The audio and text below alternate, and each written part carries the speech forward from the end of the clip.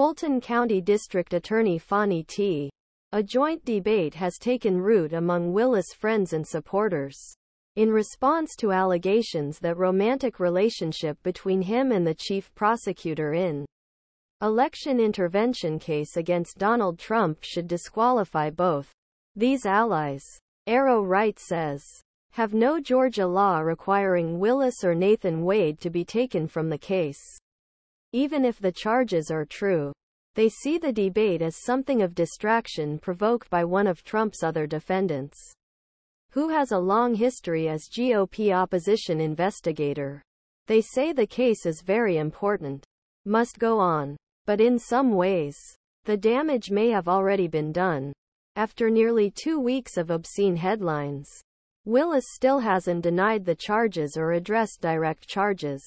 Trump and other critics willingly filled the gap and reinforced the most sensational claims. The Supreme Court Fulton County, which oversees case Judge Scott McAfee, regardless what he decides to do and whether charges are true, Trump said, he has found a new line attack on validity Georgia case and Willis decision-making.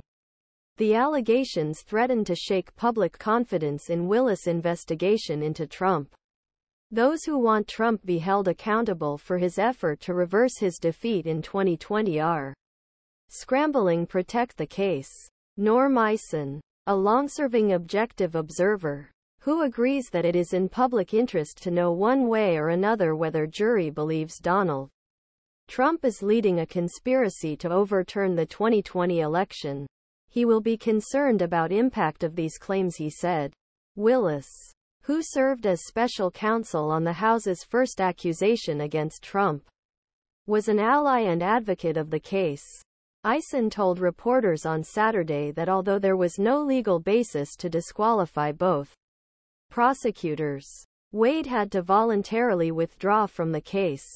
Eisen, who said debate is not over, threatened to postpone the case against former president, which should be avoided. He did not explicitly advise Willis to step aside.